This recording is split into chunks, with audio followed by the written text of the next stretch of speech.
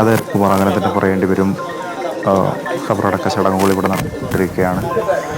4 മക്കളെയും ഖബറിലേക്ക് ഇറക്കുന്ന കാഴ്ച, ദുഃഖം തളം കെട്ടി നിൽക്കുന്നൊരു സാഹചര്യം. നിരവധി ആളുകൾ ഈ ഖബർസ്ഥാനിന് ചുറ്റും തടിച്ചു കൂടിയിട്ടുണ്ട്. നേരത്തെ അഷ്കർ പറഞ്ഞതുപോലെ സാധാരണഗതിയിൽ മയ്യത്ത് നമസ്കാരവും അതിനുശേഷമുള്ള പ്രാർത്ഥനയും കഴിഞ്ഞാൽ പിരിഞ്ഞു പോകും കാണുന്നില്ല. ആളുകൾ ഇങ്ങോട്ടേക്ക് എത്തിക്കൊണ്ടിരിക്കുന്നു. അവസാനമായി അവർക്ക് യാത്രയപ്പ് നൽകുന്നതിന് വേണ്ടി, അന്ത്യാഞ്ജലി അർപ്പിക്കുന്നതിന് വേണ്ടി, ഖബറടക്ക ചടങ്ങിൽ പങ്കെടുക്കുന്നതിന് വേണ്ടി, ഖബറടക്ക ചടങ്ങിന് ശേഷം അവർക്ക് വേണ്ടി പ്രാർത്ഥിക്കുന്നതിന് വേണ്ടി നിരവധി ആളുകൾ ഇവിടെ തടിച്ചു കൂടിയിട്ടുണ്ട് എന്നുള്ളതാണ്.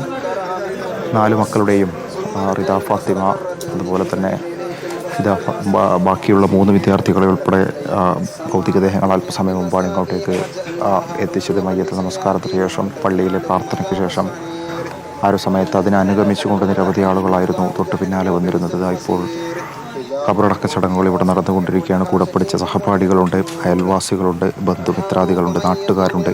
ഒരു നാടൻ തണക്കം വിങ്ങിപ്പൊട്ടുന്ന കാഴ്ച. പതിവായി അപകടമുണ്ടാകുന്നൊരു മേഖലയിൽ തുടർച്ചയായി പരാതികൾ നൽകിയിട്ടും അധികൃതർ തിരിഞ്ഞു നോക്കിയില്ലെന്നൊരു ആരോപണം, വിമർശനം, പരാതി ഉന്നയിക്കപ്പെടുന്നൊരു പശ്ചാത്തലത്തിൽ അവരുടെ നാട്ടിലെ 13ഉം 12ഉം വയസ്സുള്ള 4 പിഞ്ചോമനകളുടെ ജീവൻ തന്നെ ബലി കൊടുക്കേണ്ടി വന്നു എന്നതിൽ ഈ നാട്ടുകാരുടെ മുഖത്ത് ആ ഒരു സങ്കടം തളം കെട്ടി നിൽക്കുന്നുണ്ട്. അവർ ആ ഒരു ചോദ്യം സ്വാഭാവികമായിട്ടും ജനപ്രതിനിധികളൊക്കെ തന്നെ ചോദിക്കുന്നുണ്ട് എന്നുള്ളതാണ്. എന്തായാലും ഇന്നത്തെ ദിവസം അത് കരിമ്പനെ സംബന്ധിച്ച്, ഈ പ്രദേശത്തെ സംബന്ധിച്ച് അത് ഒരിക്കലും മറക്കാൻ കഴിയാത്ത രീതിയിലുള്ള സങ്കടക്കടലിലേക്ക് എത്തിക്കുന്ന രീതിയിലുള്ള അനുഭവമായി മാറുന്നു എന്നുള്ളതാണ് ഈ കാഴ്ചയിലൂടെ പറയേണ്ടത്.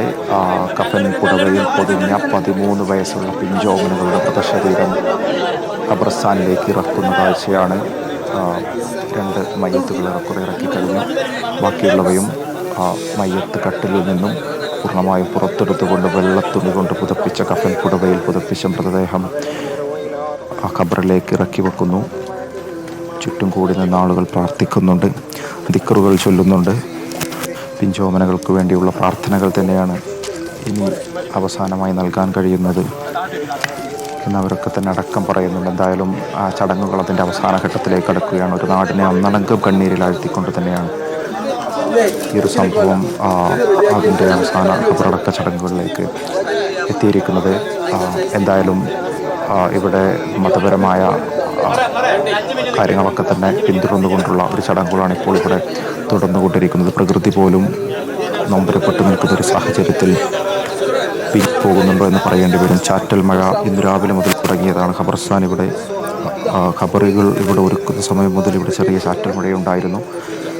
സമാനമായ മഴ ഇപ്പോഴും ഇവിടെ തുടരുന്നുണ്ട്. ഈ 4 മക്കളെ കണ്ടു വളർന്ന നാട്ടുകാർക്കിനി ഈ പള്ളിക്കാട്ടിലേക്ക് നടന്നു വരുമ്പോൾ അവരന്തിയുറങ്ങുന്ന ഖബർസ്ഥാനിന് മുന്നിലൂടെ എങ്ങനെ നടക്കാൻ കഴിയുമെന്നൊരു ചോദ്യം നാട്ടുകാരൊക്കെ തന്നെ പറയുന്നുണ്ട്, പറയാതെ കരയുന്നുണ്ട്.